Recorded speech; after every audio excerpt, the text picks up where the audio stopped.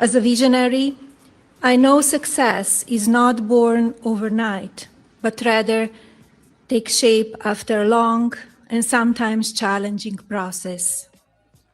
Often alone at the top, I follow my passion, listen to my instinct, and always maintain a laser focus. In solitude, my creative mind dances, filling my imagination with originality. Attention to detail, demanding schedules, and multitasking are everyday realities when building towards success. The principle resonates across Why? all The my rent roles is too as a damn mother, high. humanitarian, philanthropist, and entrepreneur, as well as with my new field. What that was. I don't know what that was, Greer. I guess it's Feel Good Friday and we need a little ha ha. So, ha ha. Good morning, everybody, and welcome to Black Press USA's morning show where we bring you the headlines and the culture for Black America. And my co-host this morning, so excited, Jill Munroe, is back. Good morning, sis. Good morning. Thank you for having me back. No, I'm glad to have you. It's Oscar weekend. It's been an Oscar week, lots of events. But what I love most is about the Black events that happened during Oscar week. I had an opportunity to go to the Lexus Uptown Honors, which was just deliciously fun. And we're going to get into that a little bit later. But that's where they honor Black men and their creativity and their accomplishments in Hollywood. And then, of course, yesterday, we had the Essence Black Hollywood luncheon. And all of the girls, the Black girl magic was on full display. Did you see any of the videos?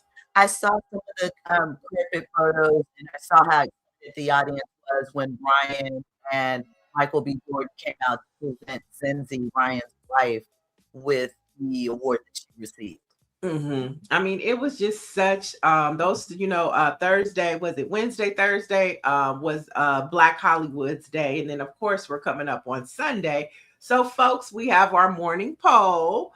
And the morning poll is, with the 98th Oscars happening this Sunday, which historic milestone are you rooting for the most? Is it A, the director, Ryan Coogler, for becoming the first Black filmmaker to ever win Best Director? Is it option B, the actor, Michael B. Jordan, winning Best Actor for his dual role? Okay, he played two people for Sinners. Or is it C, the support for Tiana Taylor for One Battle After Another? So, I mean, which one are you rooting for, Jill? I think the one that is most likely to happen is Tiana One Battle After Another. Although I feel as though, because of the momentum from the Actors Awards with Michael B. Jordan, I know they were working on before that he definitely has a legitimate shot, more than I imagined when the awards first did for Sinners. So Right, because Timothy Chalamet made the comment about opera and ballet, and if you don't know, Sinners, they're going to be performing because they're also Raphael Sadiq is nominated. I think should be highlighted for best. I think it's score. And so they're going to be performing, and Misty Copeland is going to perform, and they're going to add ballet. I don't know if that's a dig at Timothy, but that whole comment that he made about ballet and opera not being relative or important today, I think it hurt him. But you never know, because white folks, they get a pass all the time. It's called white privilege. And he's been saying that since 2019, really. Really? Yeah, he said it in several interviews, but now people are paying attention. Okay. All right. So the poll, let's see what the chat is chatting about. Michelle Madison says she's rooting for A, the director, Ryan Coogler. Okay. Sandy Jones is saying she is B, Michael Jordan. And then Mike V says, Grand Rising, Jill, your mic is going in and out. Please adjust. Okay. So we have production. Greer's assistant production is telling you, let's get the mic going. And then Michelle, she says she changes her mind. She wants all of the above. I think Well, okay, Tiana Taylor, I really enjoyed One Battle After Another. It was extremely long. It's almost a 3-hour picture. So I recommend watching, though. It is good. But it gave me Monsters Bob vibes. So if she, it really gave me that. When I first, I was like, okay, this is giving Monster Ball.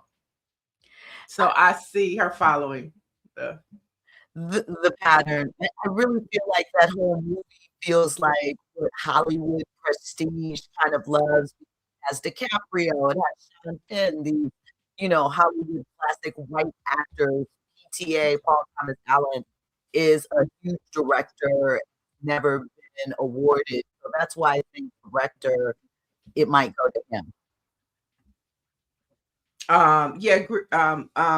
You did bring this up earlier too. You might want to switch your mic or come in and out because people want to hear what you have to say, and it's going in and out. We can hear you, but it's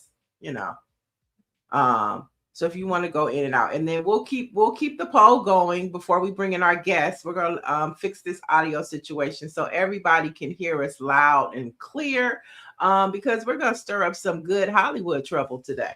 So let us know. Keep chatting. Mike V, Orangey, who you guys got for the 98th Oscars happening? Are you rooting for? I know we would root for everybody Black. Issa Rae told us we rooting for everybody Black. But who are you most excited to see get the award? Is it Ryan Coogler for Best Director? Option A. Option B, Michael B. Jordan, or is it C, Tiana Taylor for One Battle After Another, which was a great movie. Sean Penn and Leonardo DiCaprio kicked ass in that movie. I mean, Sean Penn was really good. I think out of anybody in that picture, I think Sean Penn deserves the award. And can you hear me now? Is it going much better? Okay. Nope. I think Sean Penn is likely to win. I believe he's nominated for supporting actor, which gets into Delroy territory, but I think that might be where Sean picks up some steam. I believe he's nominated. Nancy Wall says, I don't watch it, but I want Ryan Coogler. You gotta watch Sinners. I might watch it this weekend just because it was such a great film. And it wasn't, anything but a good movie. Okay, it was a thriller. It was a thriller. It was a thriller. It was a great movie. Loved the characters. Got invested in them all. And Michael B. Jordan, we cannot underestimate and not talk enough about Michael B. Jordan playing 2 roles, and he did an excellent job. I mean, I think if anybody deserves Best Actor, he deserves it. He played 2 roles. Okay, that should mean something. 2 roles distinctly different. His approach to the twins. Originally, it stated that Smoke and Stack, it was supposed to be he and Jonathan Majors, but whatever happened. I think that it was an excellent performance. He even held his mouth differently so that Stack had a dimple. He wore different shoes, got into a little bit of method acting. He really showed off his range a bit, I think, with this, but we'll have to see. It's a tough category. It's a tough category. It's a tough category. Mike V said, I saw Sinners twice in a theater, worth every penny. I totally agree. I mean, and it had a little historical context to the movie as well, which was good. So yeah, we'll talk more about that. Keep letting us know what you are excited about this weekend in the Oscars, because it's a lot of Black magic in there. Before we get to our first guest, we started with Melania Trump, which they're saying that her movie is #1 on Amazon Prime, but I don't know anybody who's watched the movie. Have you seen the documentary? I have not. Me neither. And I have no desire to see it. I mean, because I can't even understand the woman. Okay.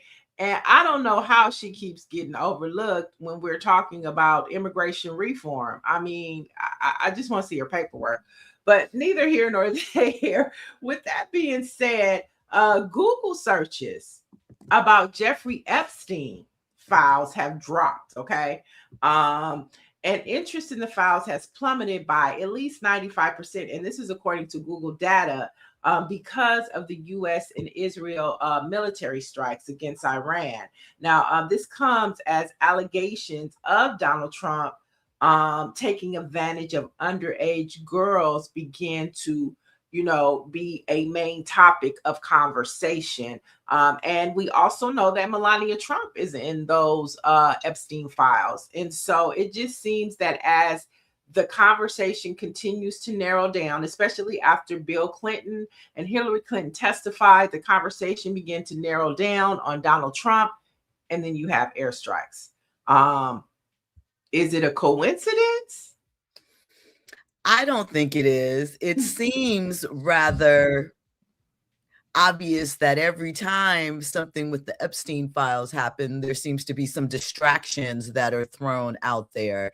Could be a coincidence, but the number of times it's happened and the severity with which we continue to escalate with each one kind of signals something. So.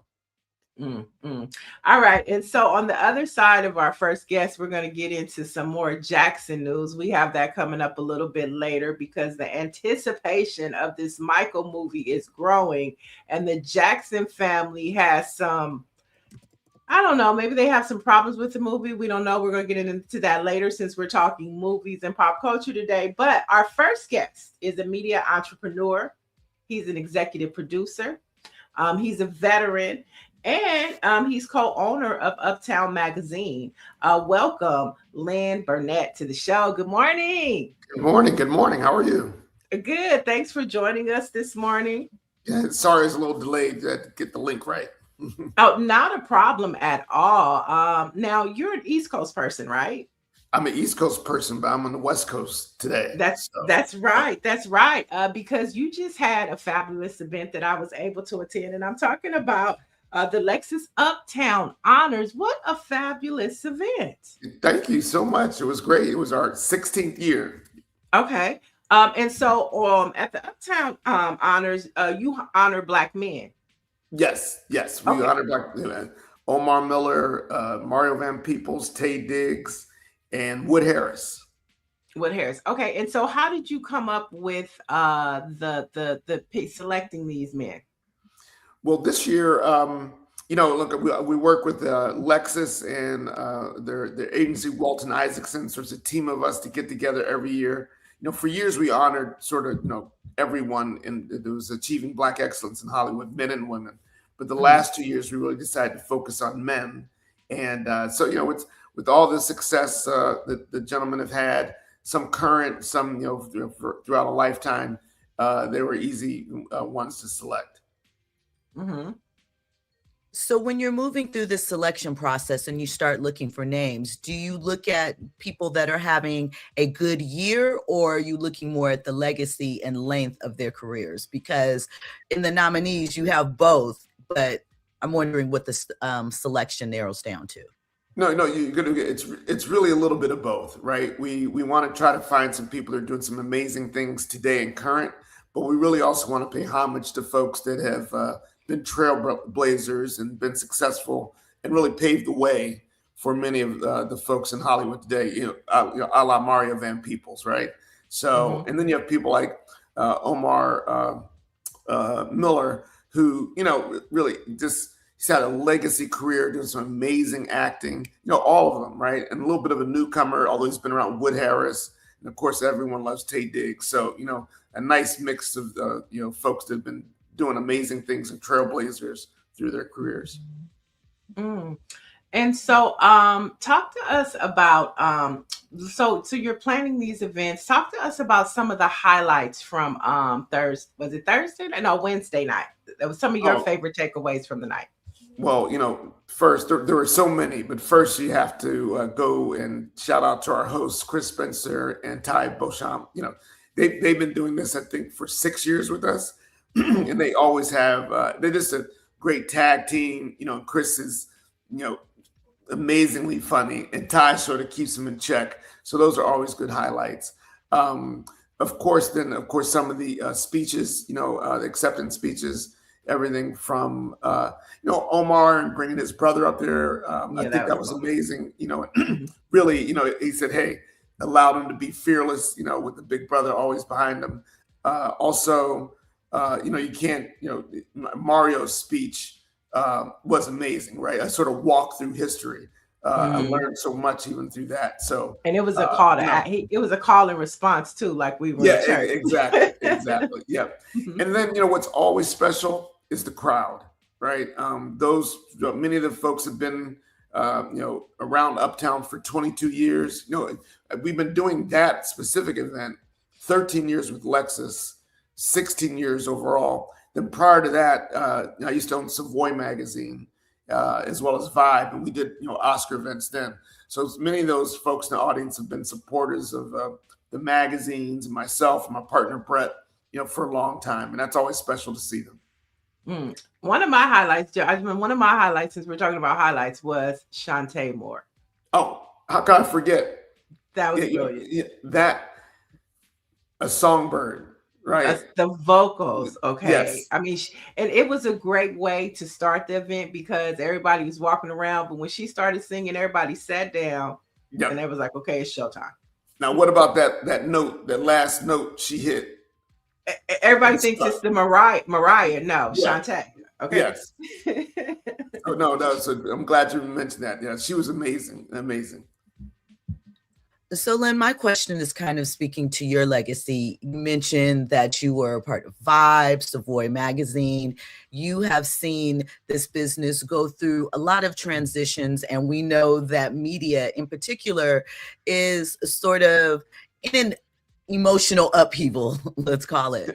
That's saying it politely. What are your thoughts on the current media industry and how you've managed to shift and pivot within it and continue to grow? It is tough right now. I think, and somewhat disappointing, if I'm being honest. I've been doing this I started my first magazine out of college, out of an apartment in New York City. And, look, we've seen things ebb and flow for sure.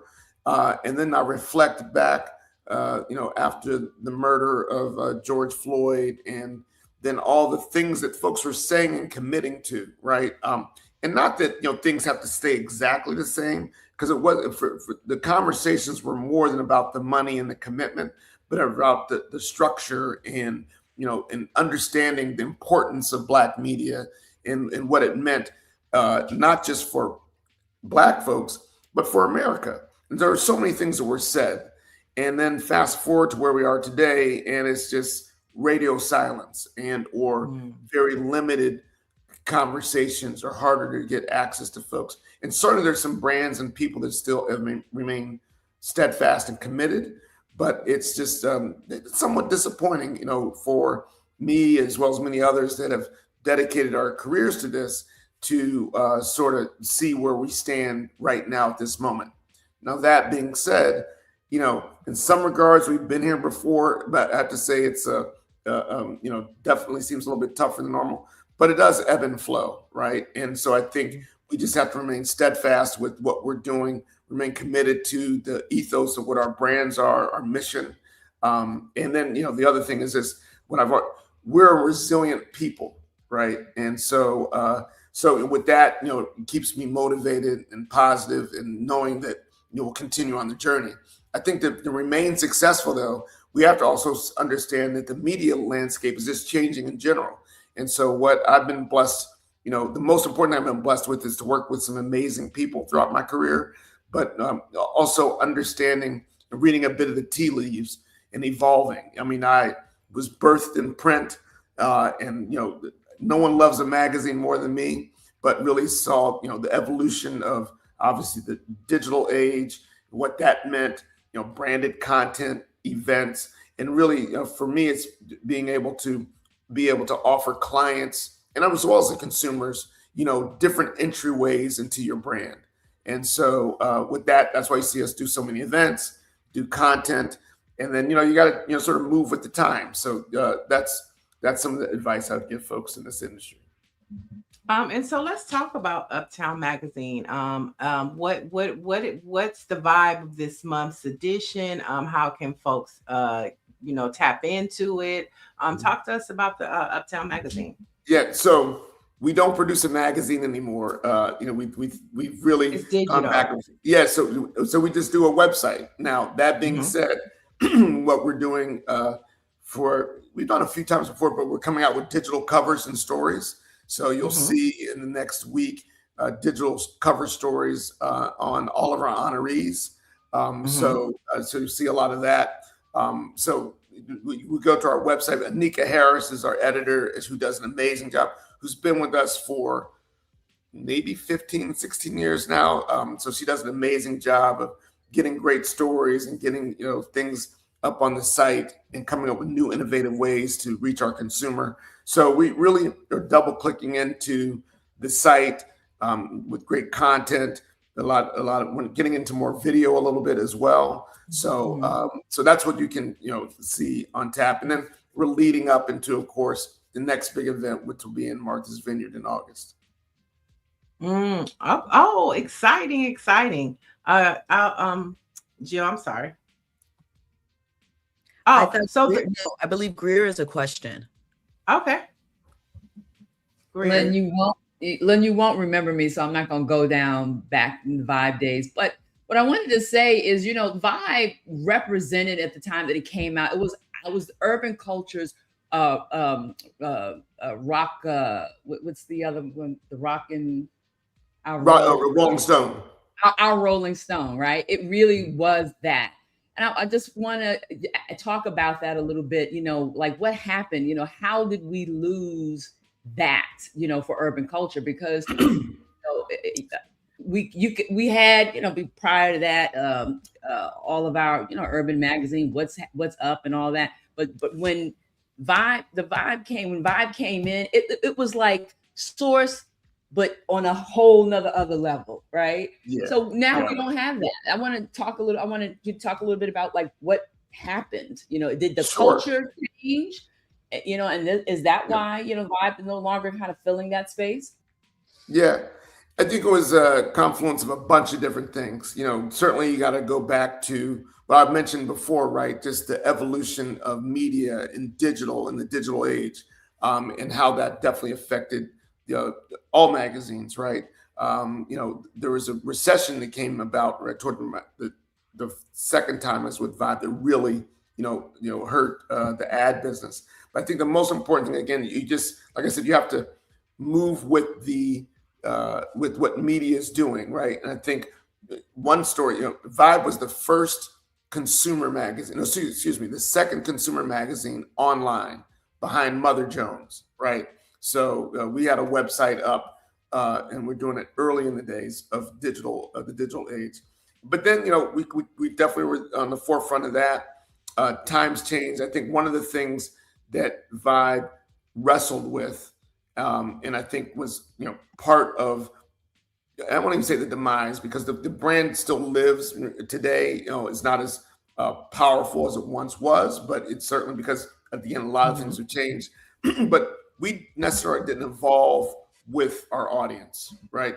So it was like, we were birthed in the early 90s with hip hop. We were all young adults then, right? And then as we got older, there was we still loved that brand, right? But there was a decision of whether or not do you stay with your audience like Rolling Stone did, right? So remember, Rolling Stone was the rogue magazine for young kids back in the day, and then it became a great, safe magazine for adults. Or do you sort of try to keep up with the youthful part of the audience, right, and stay with them? And I think personally, what I was hoping to do, I was there to continue to elevate it with our audience, but we sort of stayed with trying to be cool in hip hop. And it did, and I don't think there's really a total right or wrong way, but, that was one thing that I think if you look at the success, again, all those brands, Rolling Stone included, are having tough times now, but Rolling Stone's longevity was based upon that it grew with the audience that loved them the most, right? Where Vibe sort of stayed in a space of young adults and you kept having to shift and be cool with them, and that's tough to do. The other thing is, and what we're doing with Uptown, of course, is we really are committed to expanding the brand, right? People love the brand, and you have to be able to have entry points to the brand beyond just the magazine, beyond just digital. And again, those are things I think, in retrospect, that I think we all wish we would have expanded upon when we had the chance. I really think that like the Uptown Honors is like one of those things to expand the brand and introduce the Uptown, the magazine, the website, to people who might not know. I know in radio we used to call it non-traditional revenue, NTR.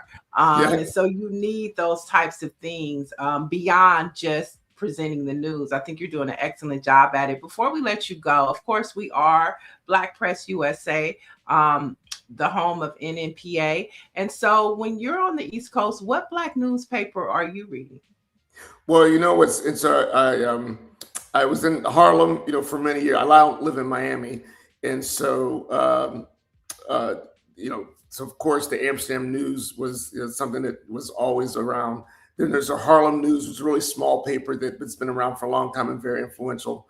I grew up in Detroit, so of course, shout out to the Michigan Chronicle, which was always a staple, And now that I'm in Miami, and I apologize because I'm not going to remember the name, but someone just introduced me to someone else that really, there's a Black newspaper, I think, in the Fort Lauderdale area that's very, popular. So, but it's always, need to find more of them, right? Along the, but the ones, the Amsterdam News, the Michigan Chronicle, and then I also grew up in Pittsburgh. So the Pittsburgh Courier was, a big magazine, a big newspaper for us back in the day. That's always special. Matter of fact, I was once as a kid written up in the Ebony Fisherman, was a section in the newspaper, because I caught my first fish, a walleye. I think it was in the Pittsburgh, one of the three rivers. So, can't say enough about the importance of Black media, but most importantly, the Black newspapers. So, but those are ones that are sort of near and dear to me. Well, thank you so much for getting up to join us this morning, and we'd love to have you back on a Friday just to talk Black pop culture. Yeah, I would love to. Thank you so much for having me. It was really a great pleasure seeing everyone again. So, look forward to doing it. Congratulations. Such a great night for Black Excellence on Wednesday night. Congratulations. Thank you so much. Thank you. All right. Peace and love. All right. Bye-bye. All right. That was fun. And it's nostalgia. I feel sorry for like the younger millennials and of course Gen Z, because we had Vibe, right on magazine, Fresh magazine, and we would get it. And I know I would get it when they had like a new edition or Bobby Brown poster in, and then pull that poster out and put it on my wall. Kids today, young people, they will never understand the importance of having that experience or being able to get the Right On magazine and read everything that's going on. Okay. It was just such a great time. I want to add to that too. And I think Joe would appreciate this, especially during the era of Vibe, because when it was released, it gave a lot of Black hip hop journalists an opportunity to kind of raise the bar, right, and get more visibility, because they were always interested in our, in our writings, right, but we were kind of at that time relegated to, and not that there's anything wrong with it, to the Source magazine, which is a very niche, operation. And let's not forget about Rap Pages. My friend Al Gordon used to be the editor. Absolutely. And Rap Pages used to sit like on the 22nd floor of Larry Flint's. Remember that, Jill? The Hustler Building. Yeah, the Hustler Building on Wilshire. I mean, those were the days. Okay, I'm just sorry. Well, when Vibe was released, it gave it put Kevin Powell like in a different space, right? Danielle Smith, what I'm saying? Put everybody in a different space, and got people jobs, and they were really able to expand their careers. So it's an important document, to urban culture, and especially for hip hop journalism. It's something that's very, very meaningful to me, because that was my era. You know what I mean? Right. And let's not forget about EUR Web, and Shout out Jill's to Lee. affiliated with, Lee Absolutely. Bailey. Yeah. And what was the other trade? Remember the trade publications? And then you had BRE. Jack. There you go. Stuff like that. What I was, to Greer's point, and shout out to Lee, he was like one of the first online of this format, a sort of urban format, to take it online back when he did it in the 90s. So big ups to Lee Bailey. But to Greer's point, like with Kevin Powell, his interviews with Tupac behind jail gave us a depth. I think it encouraged long form reading and showed us a side of artists that we couldn't see, as much as we loved Rap City and Yo MTV Raps. We got a little bit more depth behind it and understanding in some of those pieces. So I really appreciate that. Yeah, and you brought up BRE and Jack the Rapper, like the trades turned into conventions and festivals that everybody would go to, and you just don't have that anymore. And that was connection. And that's something that we don't have right now. The connection is just social media, and that is proving to be semi-toxic. Let's just be real. And so, I mean, just having that conversation with Lynn brought back all of that. And I think you get a little bit of that when you attend something like Alexis Uptown Honors. You get those people in the room, and it kind of takes you back to a time where you wish, you had a little bit of it in the present.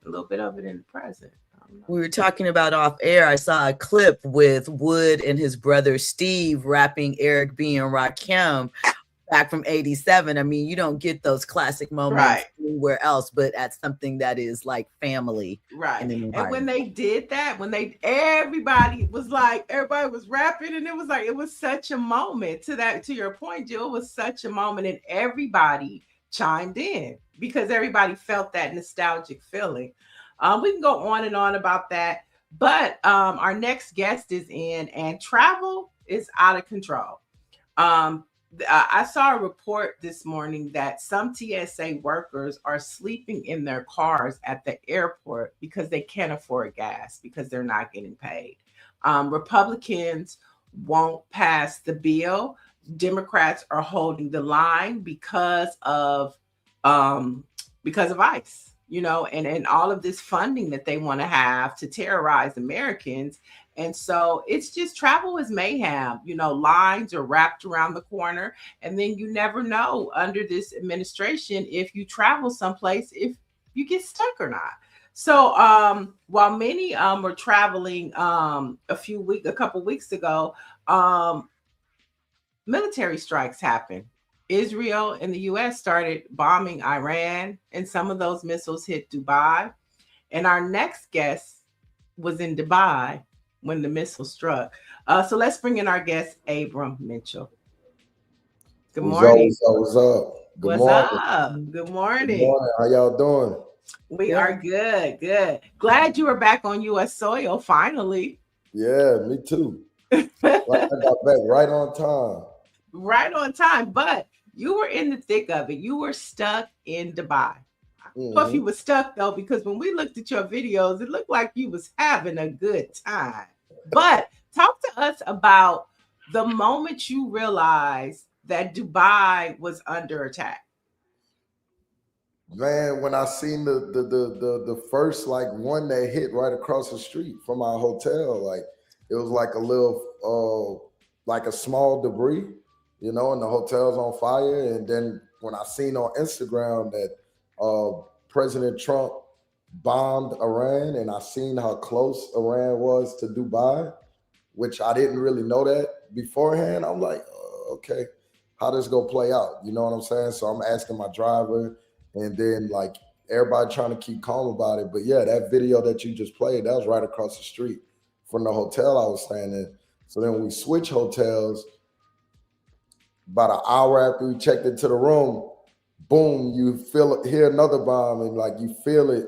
And, it was kind of like that first, I'll say that first thought. I'm like, hold on, what's about to go down? We about to see 20 missiles and bombs hitting Dubai over and over again, because we also got the little alarms on our phones that sound like Amber Alerts.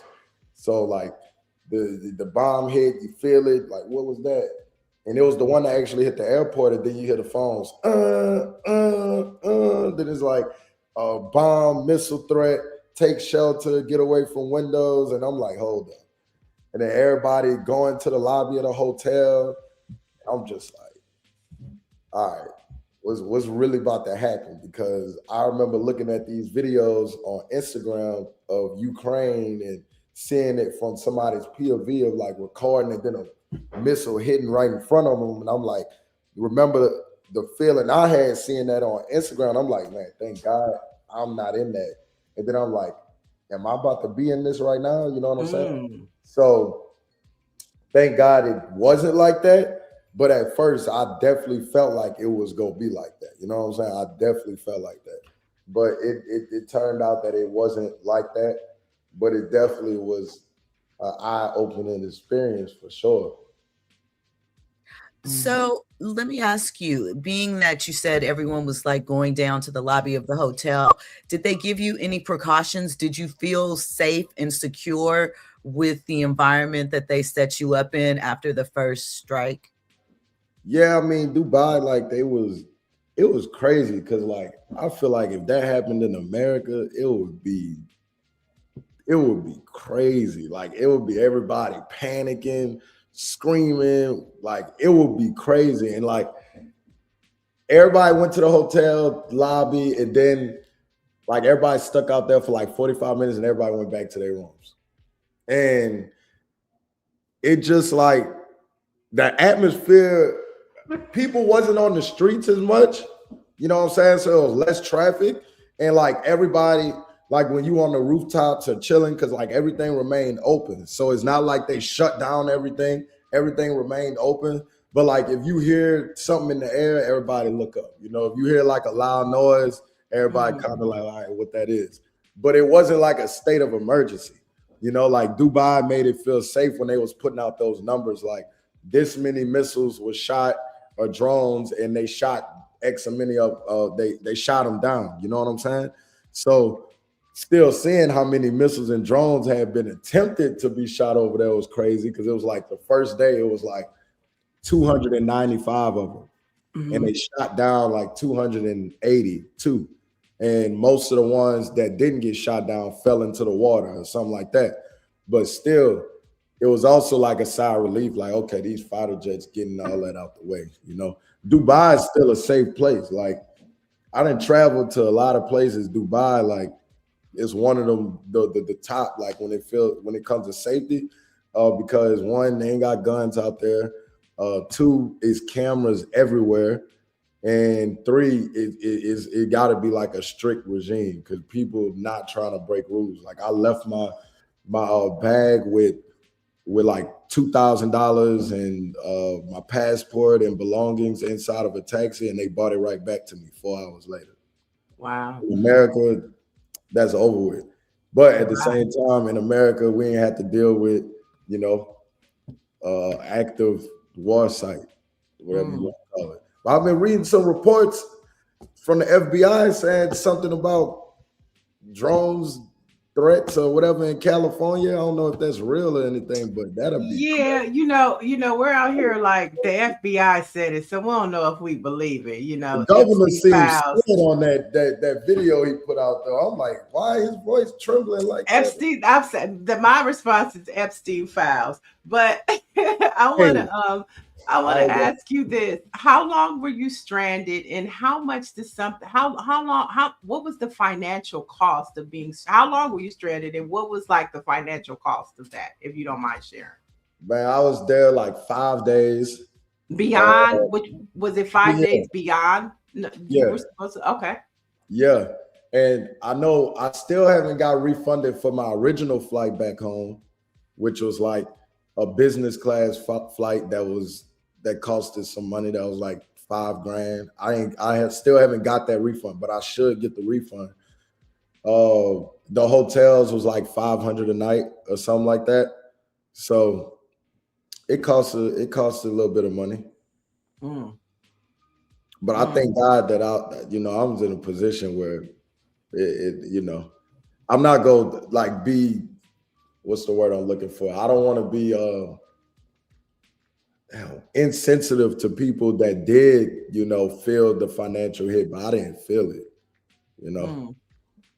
If anything, I made the most out of it. Like, I'm like, if I'm locked in Dubai, this is one of the most beautiful places I've seen. Like, I'm gonna make money off of it. You know what I'm saying? So, like I told you on the last interview, like I run a construction company. I buy land and build houses on it. So even while that was going on, I still had properties that was closing. You know, I had closing schedules. So I ended up closing 2 real estate deals while I was there. When I say close it, it's a property that I built, like the house that I'm in right now. I built this house.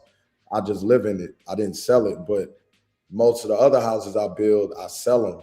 So I had 2 houses that I built that sold, and that's why I was saying flights might stop, but wires don't. Like, I still was getting my wires to my account. Bars.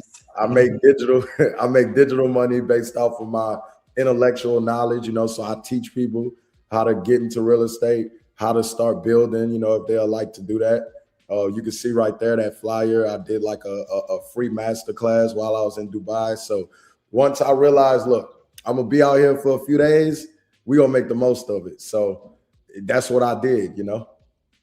And that's probably how, you know, you ended up seeing some stuff. You know, I'm like, okay, we're gonna put content out about this. We gonna show people the real side of it, because you got the news side, then you got the people that's on ground. You know what I mean? So that's what I started focusing on doing. So Man, Abraham, that's some beautiful houses y'all just put up there, huh? I think you did a good job, huh? what was the process like getting you home? Were they in constant contact with you? Did you have to buy a completely new flight? Like, what was that process like to get you back to the United States? Yeah, we had to buy new flights, and it was a 2 a.m. flight. The flight there was 12 and a half hours. The flight back was 16 hours. So it was a long flight. Yeah, but it was a relief to get home, you know. I mean, it was like regular. It wasn't like the U.S. Like, I heard that the U.S. was taking people back home, but I caught a regular flight at the airport, you know. So the airport was open and operating like normal. You didn't have to have any special escorts or anything like that. They didn't have a fighter jet. I was looking for the fighter jets. Like, when we took off, I didn't see them, you know. I didn't see any fighter jets. But, I mean, the airport was operating at probably like 25% capacity, you know what I mean? So it would just kind of like hit or miss. If they let you check in and your ticket get confirmed, then go to the airport. If you get that message that your flight been canceled, then boom, try again the next day, you know? Wow. So I seen that I was tracking like the flights, and I seen the night before they had let a flight out to go to JFK, and that was the first one to go to the States. And I think that was on March 6th. I ended up getting home on March 7th. So when I seen that one, I'm like, okay, cool. There's another flight around the same time scheduled to go to JFK. This is gonna be the one that I'm gonna be able to hop on. So it all worked out. God willing, made it home.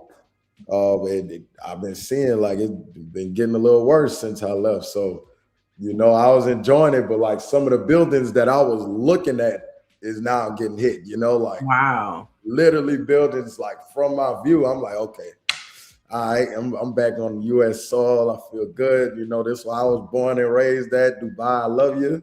You know, I want to come back, but y'all got to deal with some laundry right now, you know? Hilarious.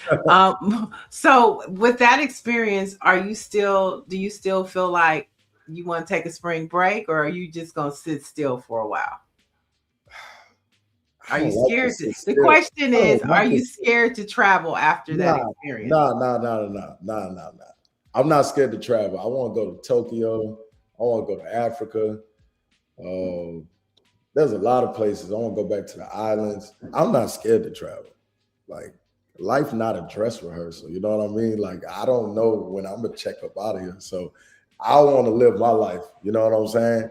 And if they saying that this is in the way, in the line of fire, then I'm not going there. You know, like we had a retreat with, you know, some of my clients and my students to Mexico, and we canceled it. You know what I'm saying? We go keep an eye on that because, of course, we don't want to be reckless.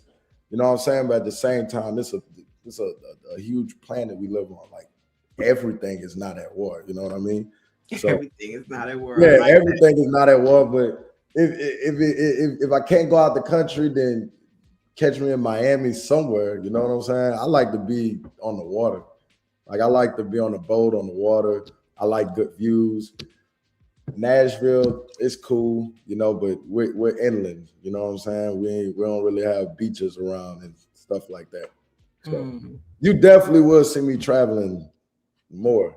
I'm looking to plan something in probably in April, because I got an event going on here in Nashville in 2 weeks. So. Well, we would love to have you back to talk about real estate and entrepreneurship because we love to amplify Black excellence, and you definitely represent that. But before we let you go, what Black newspaper are you reading or is popular in your community? Damn, why you put me on the spot like that? Because you gotta know your Black newspaper, okay? Black Press USA. Okay, good answer. But next time you come back, that's your homework. I got you. That's the homework. What's the Black newspaper in your community? But we do want you back to talk real estate and entrepreneurship for sure. I got a question for you. How was your gift? Yeah, I did. I actually enjoyed it right before I went to the Lexus Uptown Honors. Okay. So I went to the Oscar party and I popped it open and toast to the future. That's good. Now, shout out to you. Appreciate you for having me on the platform. Not once, but twice. All right. But twice. And you're going to get 3 times because we're going to talk business when you come back. We're going to do that. So I always look to provide value. Appreciate you, Niel. Appreciate you, Jill. All right. Peace and love. Have a good weekend. Listen, and April, I'm going to give you a little hint so you'll be ready the next time. Nashville Tribune. That's our paper. That's a paper in Nashville.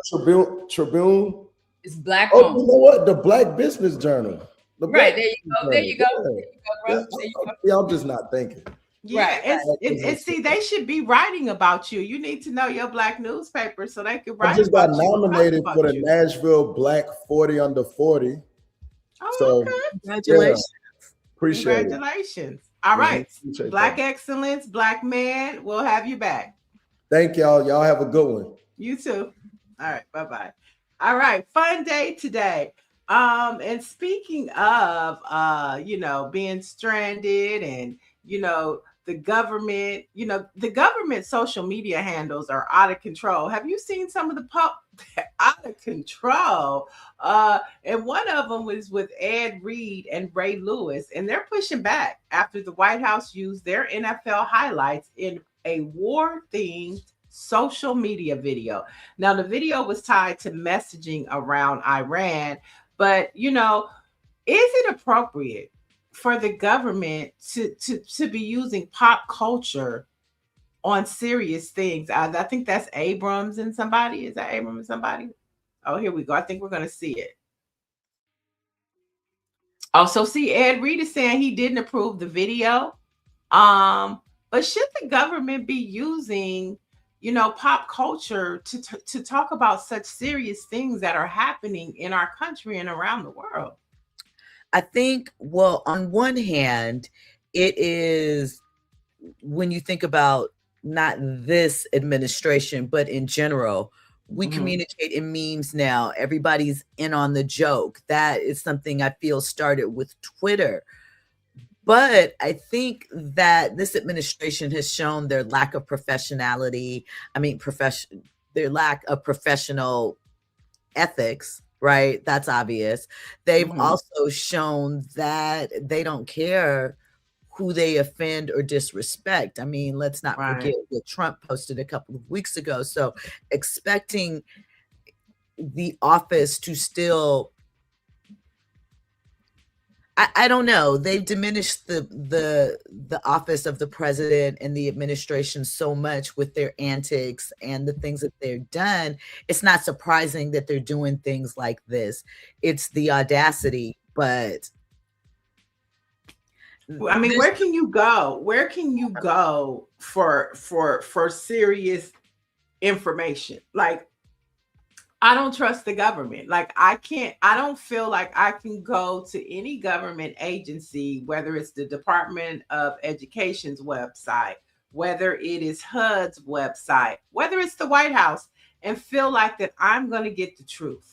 I damn sure can't go to the Department of Justice website and think that I'm going to get some proper information. Or like Abrams brought up, he's heard about drones in California. At first, when I heard that, I panicked. And then I thought about, well, wait, this comes from the FBI and the Epstein files. I don't believe it. Conspiracy theory here in my mind. I was like, oh, this is Trump's way of trying to get back at Gavin Newsom. They're gonna, if any attacks come, its call is coming from inside the house. Oh, really? That's what I was thinking. Should something have happened, because it didn't make sense, like some type of revenge factor. But to your point, that is why shows like this, our Black newspapers, as much as we can, are important, because you can't trust our elected officials. Well, you right. I'm leaving the elected part like this. No. But certain ones. Listen, did because you didn't speak on it. Did you see the opening video with Melania talking about her being a visionary? Come on now. Trump was standing right what she was saying. I could understand I don't pay attention to a whole speech about how perfect and great she was. I mean, like, this is real. Did you see her at the what was it? She was a dignitary. Mm-hmm. Right. Like, come on. This is insane. It's a joke. It's a joke. Okay. It is a joke. And I'm more concerned. The drone thing was like, I called my mother. She was like, oh, your face? I'm surprised because nothing phases you. And then I thought about it. I was like, you're right. It is. I'm more concerned about sleeper cells.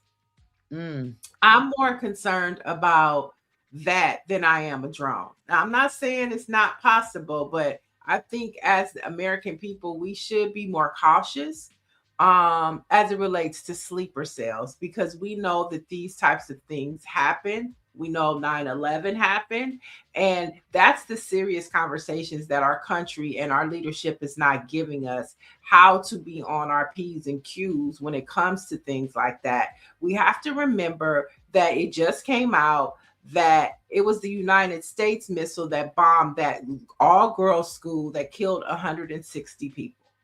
So when I hear things like that, I think about our young children at schools. You know what I'm saying? And things like that. And that is serious. And then they put out these stupid ass videos, when they're sitting over there bombing innocent people and thinking that there are no repercussions for that. And then you hear somebody like Donald Trump say, oh, well, people are going to die. And that is the effect of war, casualties. And a lot of times the casualties are regular. Most of the times it's regular people. And so that's what scares me for our country and our soil. It's the sleepers. Yeah, absolutely. Because, I mean, let's be clear, there hasn't been a major war in the United States since the Civil War, I think. So, I mean, there are some people that are going to be out there, like you mentioned, these sleeper cells or whatever, using this as a way to hit back at the United States overall. I don't know how we stay on our P's and Q's with something like this, because we have a hard time getting relevant, accurate information. I think you just have to overall stay diligent. And if you are in prayer, do that and check your sources. Right. Check your sources. I'm with you, Jill. I when I heard that, we were on, Neil and I were on a 3-way chat the other day, And one of the person like, oh, Neil, I'm so worried about you because I hear they're gonna be dropping drones on LA. And I was like, girl. Right. Like, listen, here's the thing. I can't, they are terrorizing us. And I cannot continue to live my life in this way. Ain't nothing you can do. If they're dropping a bomb on then I'm done anyway. So what am I gonna do? I'm done. It's a wrap. You gotta live your life. And you can't trust any of this. And furthermore, how I see this, do you think they're going to tell us where they're dropping the drones at? They have us looking at LA and they're dropping them on the White House. I mean, come on. It's just, I just can't. It doesn't make sense to me. Right. It doesn't make sense. I'm more cautious when I go to the mall and stuff now. I'm like, where are the exit signs? But let's be clear. And we can stick a pin in it after this. Let's be clear. The number one terrorist threat to the United States of America is the white man. The FBI said it. There's intel to prove it. So if we want to talk about anybody else, the number one terrorist threat to this country is Trump and his clan. Listen. And on that note, let's talk some HBCU news. Howard University athletes no longer are allowed to kneel during the national anthem. Now, student athletes must now either stand during the national anthem or remain in the locker room under the updated athletic protocols. Now, the adjustment follows a women's basketball team kneeling during a game against the United States Military Academy. So athletics leadership says advocacy remains encouraged, while some players question whether the change limits how they can protest. What are your thoughts on this, Jill? So it was fine until it happened with the women's basketball game against the U.S. military. What changed there? The action was the same. I'm sure they were respectful in that. So why is it being updated now? What type of pressure did they receive? That would be my question, right? Mm-hmm. Because what about this moment made you say, nope, no more? Especially as you indicated, it's something that they had continued to do. I feel like there are other ways that we can express our displeasure or, show our resilience or our displeasure with what they're doing. So I'm not so torn up about that one action because I don't even know. And that's not to say that it didn't work. I don't know if in 2026 that has the same impact that it did in 2016, if people are just blind to it or still offended. I mean, obviously it has some impact, but I do wonder what the exact catalyst was right now that made them say, no, we have to change officially the statement and put that out. You're playing the U.S. military. Politics may get involved.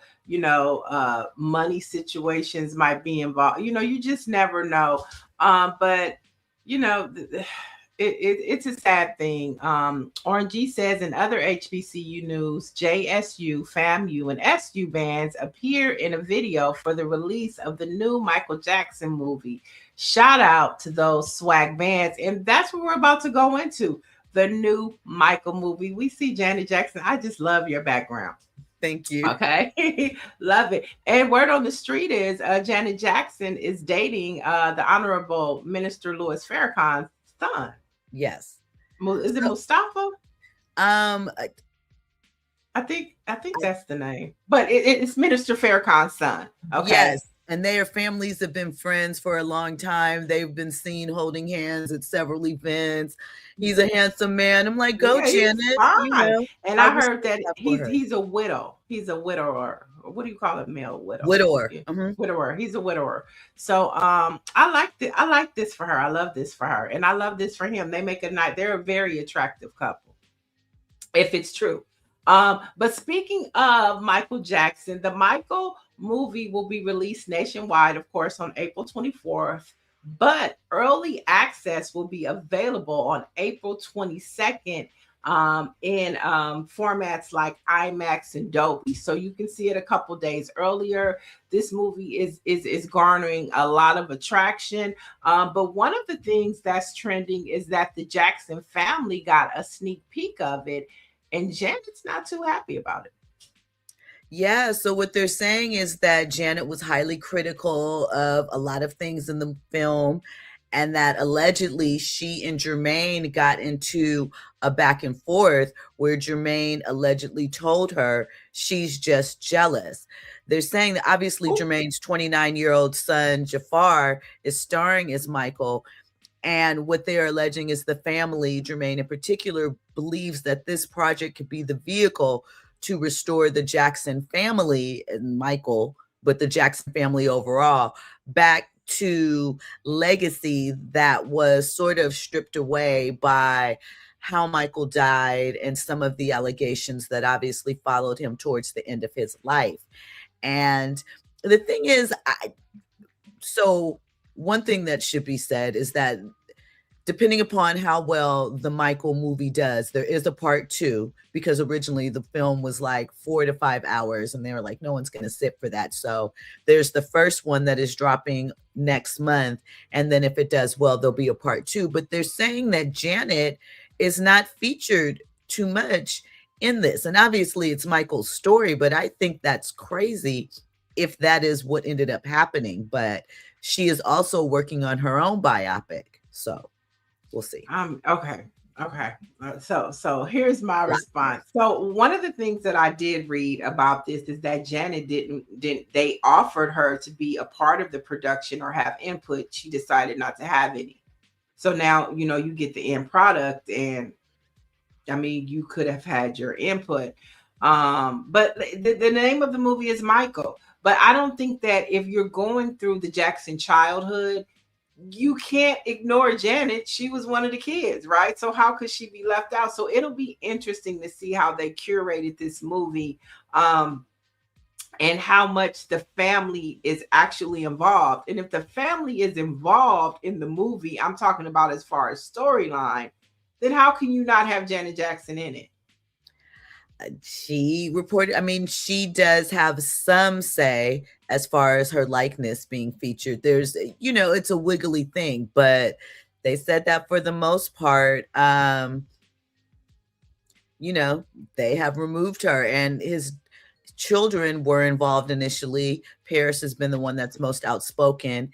They are no longer involved. Although I've always felt, and this is no shade to her, obviously that's her father and all of the things, but how much she was so young when he passed, and the bulk of the things that are discussed, would she really know how he felt or what the correct perception is? And again, obviously that's her father. I'm not saying that, but she was very, very young for a great deal of this. She's also unhappy about the film in general, and her and Janet are kind of on the same accord as far as the film goes.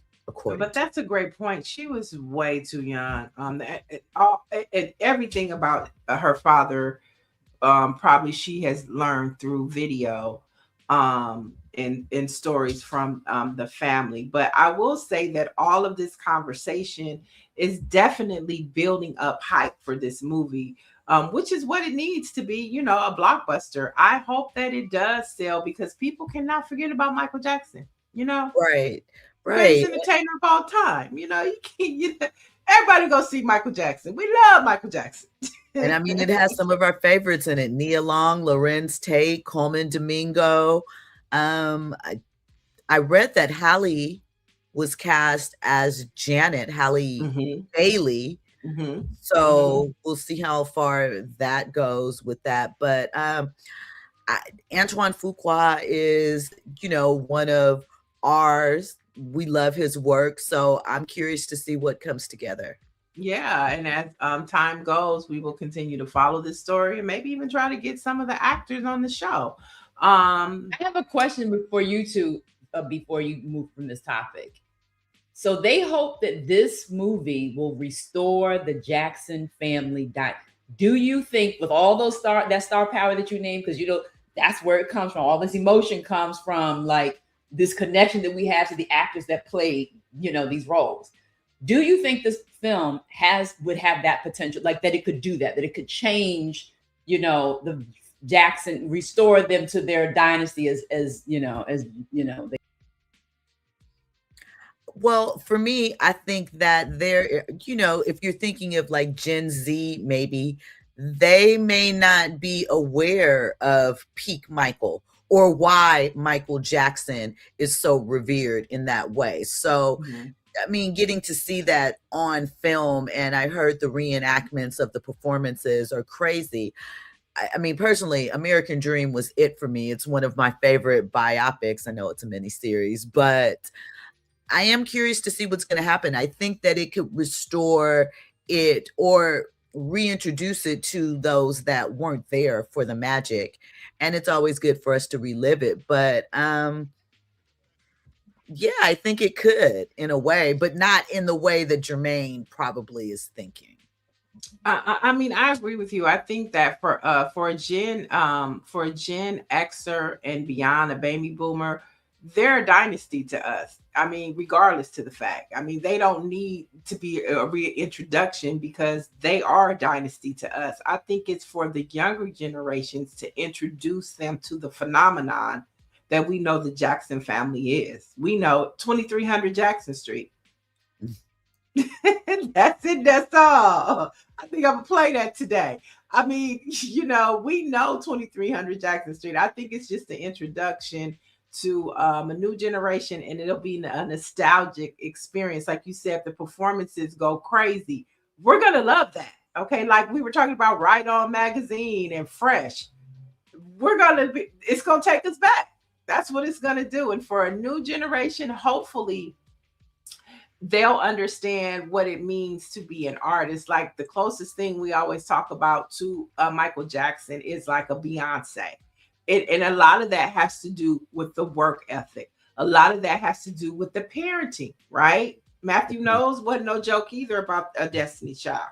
Correct. And when I say Destiny's Child, I'm talking about Beyonce, okay? Because she was Destiny's Child.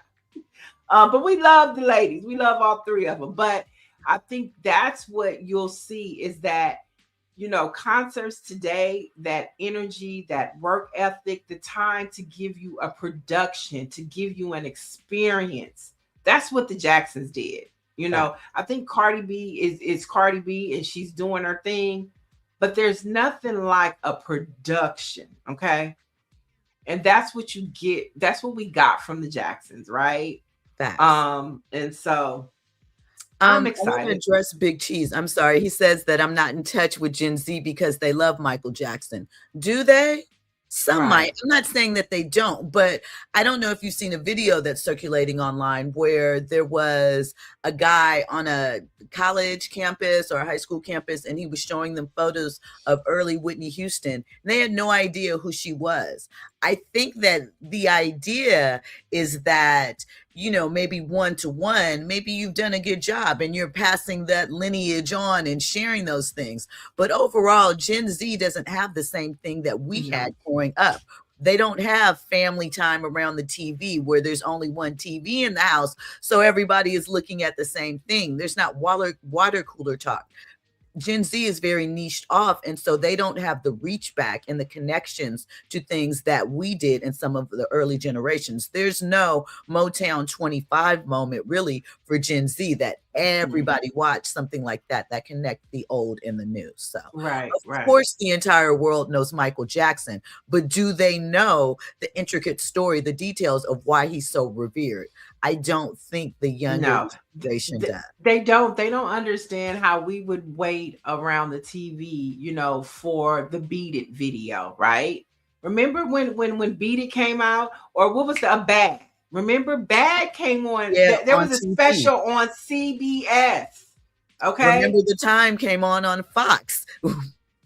There's nothing like that anymore. Okay. Michael Jackson was when Michael Jackson got ready to Thriller, right? I remember as a little kid, I couldn't watch Thriller.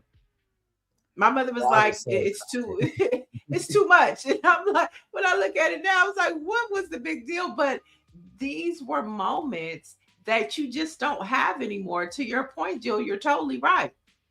And then he also said, when I said Destiny's Child, I was talking about Beyonce, not her daddy. So yeah, so and when I think about it, like you kind of miss those times because those were moments that, like to your point, Gen Z and like the younger millennials, they just didn't get that experience, and they missed out on it. It's like, how many kids go outside and drink out of a water hose? Like those are things that just, they make you who you are, and they're part of your growing up experience. And I mean, I think like you're going to be introduced, but somebody said in the chat, which I think is a great point about Michael Jackson. Michelle Madison says, my 11-year-old grandson has liked Michael Jackson since he was 3, and we lived in Sacramento. And I think Michael Jackson does still have that like generational it factor to where a little kid today, they're still mesmerized if their mom puts Michael Jackson on, or now their grandmother, because there's something about Michael Jackson that just people gravitate to, whether you're young or old. So exactly. To that point, for sure, that type of performance, it's timeless. Yeah. Those were cultural moments, and something that Jill said that will slide by a lot of people, because this is how we grew up. Everybody watched them together, because it was usually one color TV in the house, right? But we were all watching television at night. You watched television with your family. You were a little kid watching 60 Minutes. Come on. Right. Facts. You know what I mean? You were watching the Muppets with your parents. Kids are consuming, television and entertainment by themselves now.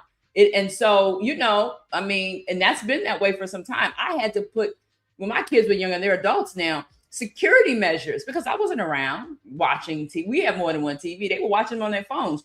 You watch and you experience those moments with your families, and that was very different. And it was important too. Yeah. You got to share that bond. It was conversation. It was connection. I mean, you think about when we talk about like, the cookout, the family reunion, the barbecues, music is such a key part of that intergenerationally. And so I think that Michael Jackson, especially at that time, was something that brought us all together, no matter the age. And again, I'm not saying that people aren't aware of who he is, but why we revere his greatness, those details, they may not be as familiar, and they may only be familiar with the wacko jacko side too. All right. Well, we're going to continue this Michael Jackson conversation as we lead up to Michael, which is coming out in April. But you brought up music. So our first Black fact today is about music. The year 1976, and the OJ's "Living for the Weekend" reached #1 on the R&B charts. And so it is the weekend. So what a perfect day. And it's Friday the 13th. I don't know what that means, but "Living for the Weekend" reached #1 today in 1976. And it's also Women's History Month. And on this day, we want to remember and say her name, Breonna Taylor. In 2020, Breonna Taylor was killed in Louisville, Kentucky, in her home during a botched raid. Her death became a rallying cry for the Black Lives Matter movement, leading to protests and calls for police reform, including the banning of the no-knock warrant. So today we say her name, Breonna Taylor. We remember her, and we remember that the fight continues and Black lives will always matter. Jill, I want to thank you so much for pulling up today. Thank you for having me. I'm excited to be here. I love the chat. Thank you all for your comments and questions. It's great. And then you'll be back next Friday. Yay. I will be back next Friday. And I'm at Stiletto Jill everywhere, KBLA, Monday through Thursday, 6 p.m. Yeah, I joined Jill's show on Tuesday, and we had juicy conversation. Sometimes we might have to bring that over to the Friday because your conversations are juicy. Absolutely extend. We love it. You were a great guest. I loved getting to see that side of you. Little, Thank let your hair down a little bit, a little unbuttoned dirty. A little bit. And wait, but how can we watch? So KBLA is talk radio. It's a radio station owned by Tavis Smiley. You can watch it on YouTube as well. So how can folks tap into your show and at what time? Remember, we got a lot of East Coasters and Central Time folks too. Correct. So 6 p.m. Pacific time, 9 p.m. Eastern Standard Time. It streams on YouTube. YouTube is KBLA 1580. Me personally, I'm at Stiletto Jill on all platforms. And that's Monday through Thursday, 6 p.m. And I'll be back here next Friday. Niall will be on with me on Tuesday. And next Tuesday, because I'll be in DC because we have an event. That's right. We have a week. Your amazing event. How can I forget? Yes, we'll tell them the event, Niall, for those who Okay, so next week is Black Press Week, and of course, Black Press is celebrating 199 years of providing you news, views, and advocacy. So the Black Press Morning Show, Greer and I are hosting a kickoff at Kitchens and Cocktail. You have to RSVP to get on the list. But we're Greer, let's show them the flyer. Let's kick it off. So we'll be honoring Georgia Fort, the independent journalist out of Minneapolis. This week, Rep. Al Green has confirmed to join us, along with New Jersey Rep. LaMonica McIver. They'll all be in the house. We will celebrate them for them standing up for Black America and for telling the truth. And we'll be celebrating 199 years of Black press. So I hope to see you in DC, and I'm going to be looking for that Epstein statue. That's what I'm going to look for. I know that's right. I want a picture of that. But we'll be back with Monday. We'll be back on Monday with more news, views, and opinions right here on Black Press USA.